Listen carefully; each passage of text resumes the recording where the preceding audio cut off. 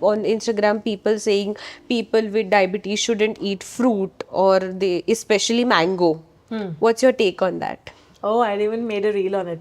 So a large mango, no. A small mango can be had, but with something, okay? And also that depends on what your glucose levels are, okay? So if you're someone who is dealing with an HbA1c of say 9 or higher like at 9.5 something, that's like very high levels of sugars that you have.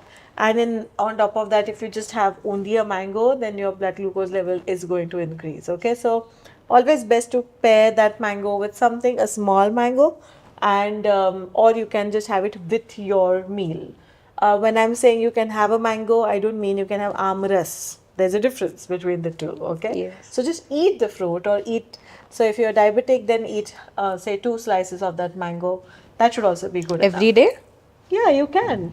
If you're also, say, eating the rest of your meal is balanced, there's not too many carbs, you're eating a good quantity of protein, there's good amount of fiber, and you're walking, exercising, then yes, why not? Okay, so then should we pair fruit with something or is it okay to eat the fruit as it is? So, high glycemic index foods like your watermelon, papaya, grapes, even sometimes some mangoes, if it's like a large mango, all of those are better paired with something. So, it could be paired with, say, some nuts or some seeds, or your breakfast, for example, if you're having a granola bowl.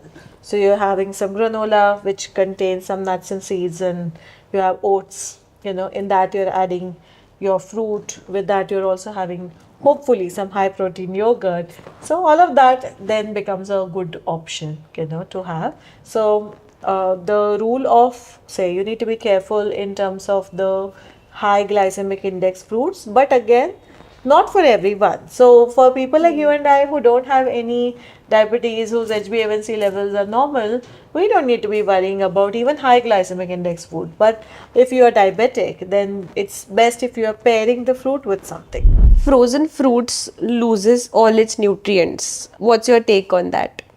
Frozen fruit is lower in vitamin C. It doesn't lose all of its nutrients, but yes, vitamin C does become lower in that fruit, like reduces when you are storing it in the freezer. Yogurt reminds me, my parents always say do not mix your fruit with any milk product, for example, like milk, yogurt, or curd. Is that true? And yet everyone keeps having milkshakes and smoothies, but keeps worrying about That's those. another thing. So no such. I mean, you can very well have a fruit with your yogurt or with milk, or you can have like say a yogurt smoothie or a milkshake. Perfectly fine.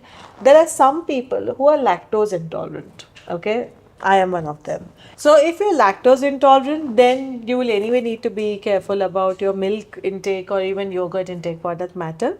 But if not, then you can very well have that. The problem is that such milkshakes, they also have a lot of added sugar to it, Yes. which is not okay.